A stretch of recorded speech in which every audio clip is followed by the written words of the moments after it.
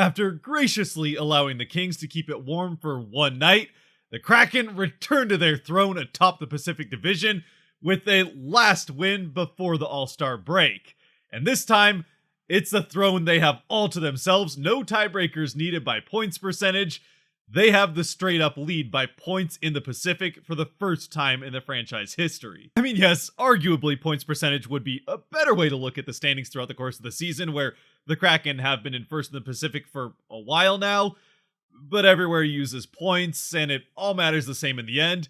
The Kraken have more of them than everyone else. And at least for right now, the Kraken do have more than the rest of the teams in their division, and have some games in hand. What's cracking, everybody, and welcome back to Kraken R&R, where the Seattle Kraken defeat the Columbus Blue Jackets for the first time in franchise history, 3-1.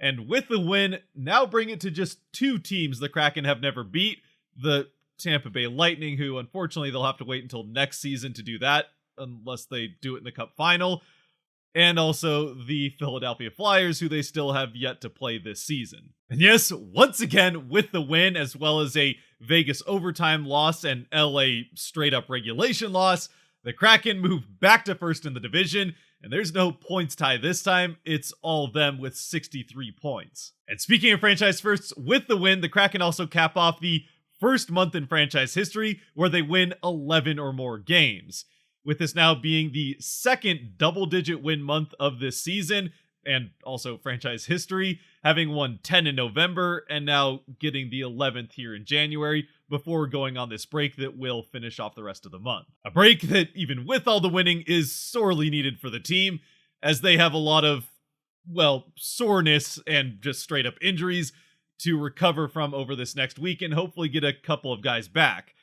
Now, it probably won't be Schultz that comes back, as he is on IR, but Schwartz, who's been day-to-day, I mean, honestly, we have no idea. It's kind of like what happened last season, where we're just kind of waiting to see when he steps back out on the ice, and we'll all be happy when that time comes. Then, of course, Matty Beniers, who we already knew was going to miss this game, unfortunately missing his bobblehead night. Of course, hopefully he, and honestly, I would say it's probably more likely than not that he will be back for that New York road trip at the end of the All-Star break. And obviously, we're really hoping that he can be back in time, or healthy enough in time, to make the trip down to the All-Star game and actually play in it, or at least do whatever skills competition they have him signed up for.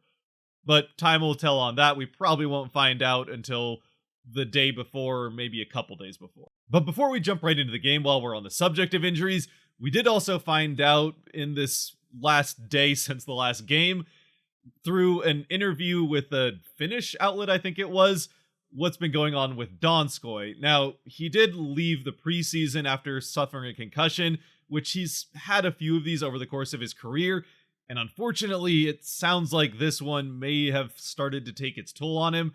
I don't know what it's going to look like for the future, and it doesn't sound like he really knows what the future is going to look like, as throughout the course of this season, part of the reason we haven't really heard anything about what the outlook is for him is that it's been pretty day-to-day, and he's had reoccurring issues with dizziness and some other stuff. Basically, things have not been going well post this last concussion, and with the number of concussions he's had in his career, there's some serious doubt not only whether or not he'll play this season, but potentially what the rest of his career could look like, or even if there is going to be a rest of his career.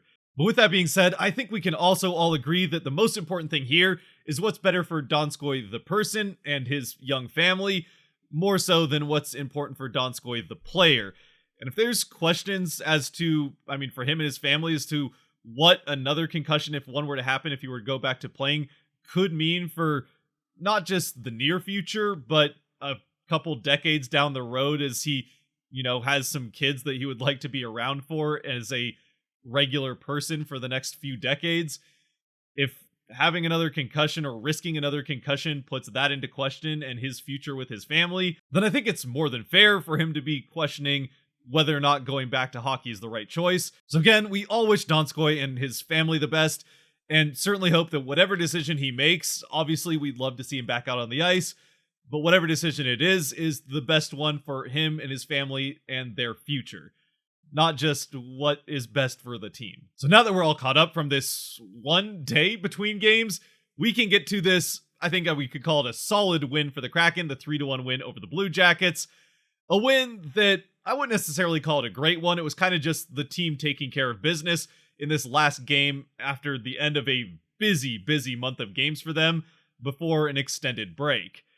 Still, even with the number of games the Kraken have been playing, and with this being the second half of a back-to-back for them after having a let-down, disappointing game against the Flames, this is a team in the Blue Jackets who are one of the worst in the NHL for a number of different reasons, and also are coming in on the second half of back-to-back themselves with some travel in the middle of it.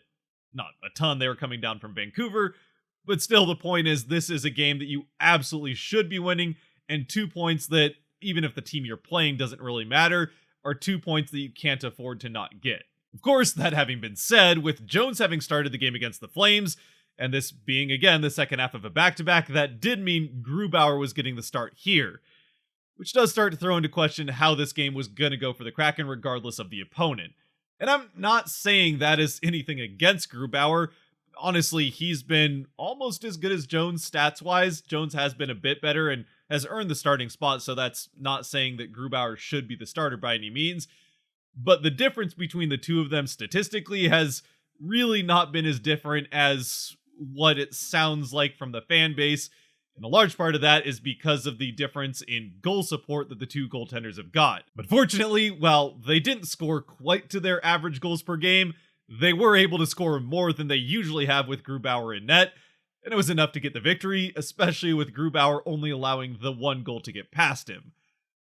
It also helps that the Kraken actually got off to a good start in this game, as they came out of the gates really looking like a team that wanted to make up for a somewhat embarrassing performance the night before against a division rival at home. As the Kraken are able to, right out of the gates, get the momentum, and then more importantly, maintain it throughout pretty much the entire first and almost the entire second period on top of that. But even with them holding the offensive end for almost the entire first 7 or 8 minutes of this game and getting a number of shots off on goal, they just aren't able to get anything past Merzlikins until eventually it's... Honestly, I don't even know what line to call it. They mixed the lines up quite a bit. The only line that stayed fully the same was the Gord, Tolvanen, Bjorkstrand line. But it's the line that has Geekie and Tanev on it. They're out on the ice. Geekie gets the puck from the center line right out to Tanev. Tanev carries it into the offensive end, where he gets it back to Geekie coming down the slot. Geekie fires off the shot and buries it into the back of the net, far side past Merzlikins, and giving the Kraken the 1-0 lead, getting Geekie his first goal in, I think they said 30 games on the broadcast. However long it's been, it has seemed like a long time, and it was good to see Geekie get back on the board, especially getting an elevated role, as I think they were calling that the first line. Again, I don't know what they were calling the lines in this game, but Geekie gets a goal here in an elevated role. Seattle's able to maintain pressure throughout the rest of the first period, like we said before, but unfortunately aren't able to get another goal out of it in spite of being in the offensive end for what felt like 75% of this period. I'm sure it wasn't actually quite that much, but it really did seem like throughout this entire first period that all Columbus could really do was try to get the puck to the center ice line so they could dump it into the Kraken end and go off for a change, and then regroup for the Kraken getting back into their end of the ice. Even through all of that though, and honestly in large part thanks to Merzlikins, who did let up maybe 1 or 2 softish goals, you could maybe make that argument about the Geekie one, but he also came up with a number of pretty big saves in this game. The Kraken could have easily had a 3 or 4-0 lead going into the first, but in the end, it's just a 1-0 lead. Though they do have a power play to start out the second period, as there's a delayed penalty that ends the first, so the Kraken get straight up 2 minutes of power play starting out the second, which they aren't able to score on, but they are at least able to maintain that momentum in the offensive end and push to get a second goal. The Kraken very nearly get a goal right after this power play comes to an end, as Donato steals a puck at the corner of the offensive end, creating a play to get a breakaway all by himself, and gets the puck up to the net a few moves later, beats Merzlikins, but with Merzlikins still having his leg outstretched to the post, Donato is not quite able to lift it over the pad with him beat to get it into the net. Still, he somehow sneaks it under the pad of Merzlikins, who tried to kick his foot up at the last second. The puck goes off of the post, off of Merzlikins' other leg, and just as it's crossing the line for the goal, is pulled off the goal line. and the Columbus Blue Jackets escape, well, what should have been a second goal there for the Kraken. Unfortunately, Donato doesn't end up getting one here, and it seems like after that hot streak, this might be the start of another bit of a drought for him. I mean, hopefully not, and maybe not. We'll just have to wait and see. But this is one of those weird things that kind of just felt like this is a goal that absolutely would have gone in for him during that hot streak, but with this one unfortunately staying out, it might be a bad omen for what's to come in the next few games following the All-Star break. Or maybe the All-Star break will be enough for him to come right back and start scoring goals at a ridiculous pace again. Either way, for this game specifically, the Kraken, with chance after chance on the Columbus net, and a little bit of luck here in Columbus's favor, are still having trouble getting pucks past Merzlikins aside from that one that Geeky has. And eventually, that's just what they do, as a few minutes after this power play comes to an end, the Kraken, back in the offensive end once again, have a power move towards the net where they create some chaos out in front, but Merzlikins able to shut that down and the puck gets cleared out to the side. It doesn't take much longer though for Everly to get that puck behind the net, wheel around behind it, find Wennberg out in front, and Wennberg puts it into the back before Merzlikins can react, and the Kraken do get the 2-0 lead.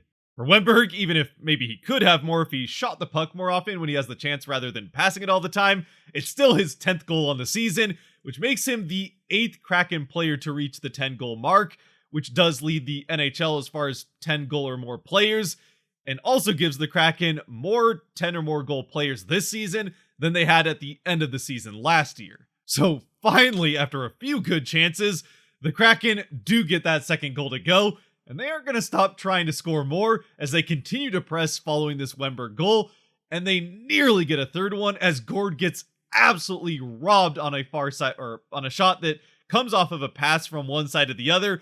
Gord waiting on the other side gets the shot off, but Merzlikins is able to dive back to the other side with his glove hand and stop the Gord shot from going in.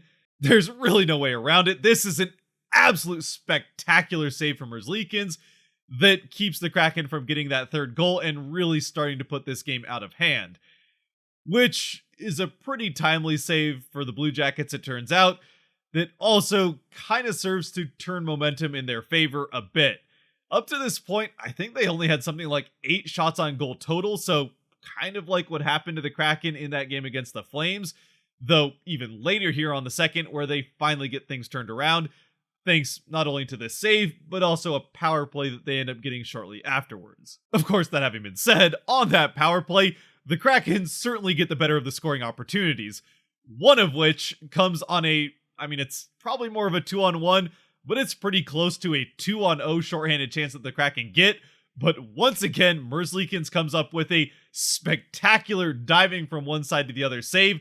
This time, it's Larson getting it across to McCann. McCann with the shot, but McCann isn't able to lift it, kind of like Donato wasn't able to, and it ends up going off of the pad of Merzlikins as he once again saves the bacon of the Blue Jackets and keeps them at least within 2 and a chance to get to within 1 if they can get a late goal in this first period, having come up empty on this power play. Sorry, not first period, I meant second period, and unfortunately they are eventually able to get that goal in the final minute and a half of this second period.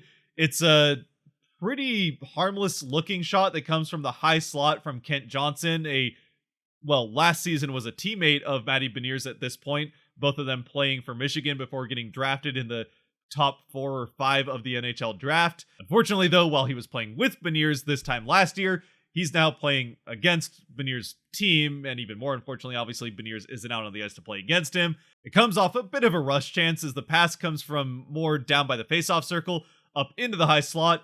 Johnson handles the puck once or twice, fires off the shot, and gets his 10th of the season to bring the Jackets within 1 just here in the last couple minutes of the second period. The Kraken do end up getting another power play with 30 seconds left that will carry over into the third. Another power play that they aren't able to score on, but at least it does give them that man advantage and a chance to get some momentum to start out another period. Plus, at least for the officials, who had a bit of a tough night the night before. I'm not actually sure if it was the same crew, but it was a strange night of officiating against the Flames, and a bit of a savvy move here. I mean, it's probably more coincidence, but we'll call it a savvy move from this officiating crew to call penalties right at the end of both the periods with intermissions, so that when they skate out on the ice before the start of the second and third periods, the fans don't quite bring out the boo birds like they did the night before. Because what are you going to do? Boo the officials who are giving you a power play to start the period?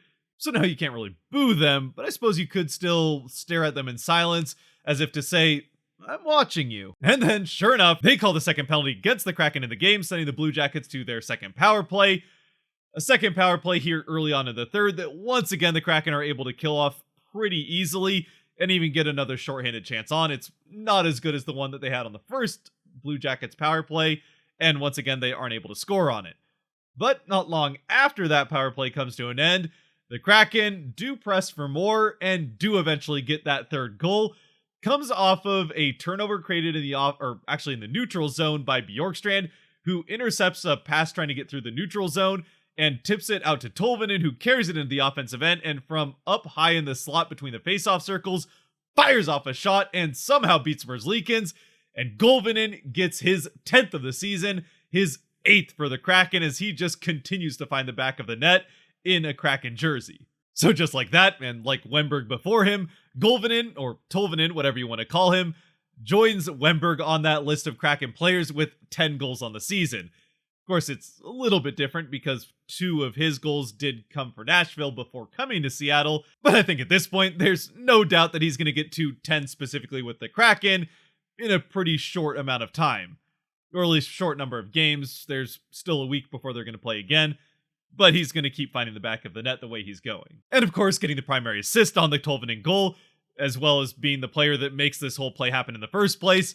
Bjorkstrand does get a point here against his former team, the team that traded him to the Kraken in the offseason, and also becoming the second former Blue Jackets player this game to get on the score sheet, with Wemberg having started his career with Columbus as well. Now, I will say, at this point, really throughout pretty much the rest of the game, they really did start to look like a team that was maybe not fully checked out, but somewhere in the back of their subconscious, at least for some of them, starting to think about where they were going to go on vacation or how excited they were for wherever they've already decided to go with this week off.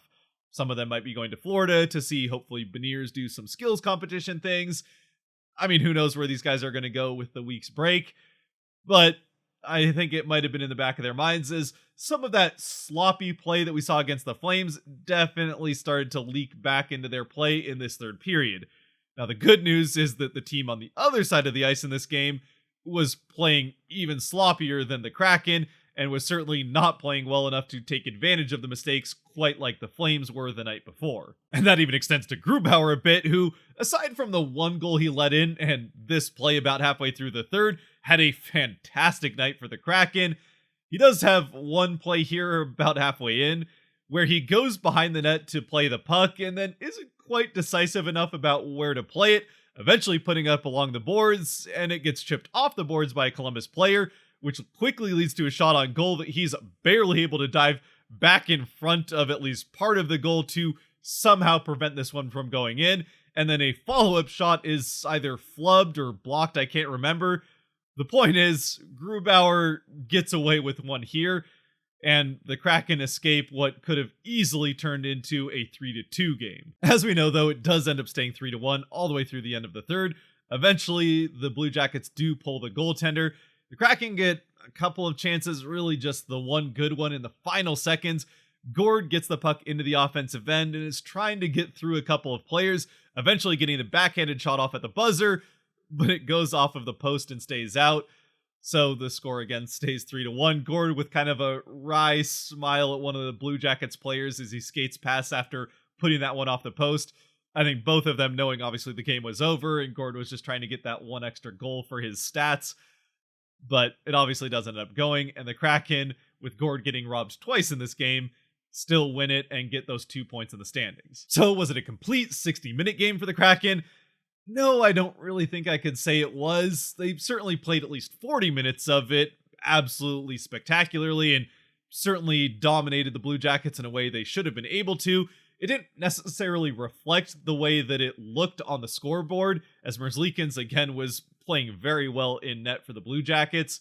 But the Kraken controlled play for the first, probably I would say 37 minutes of this game.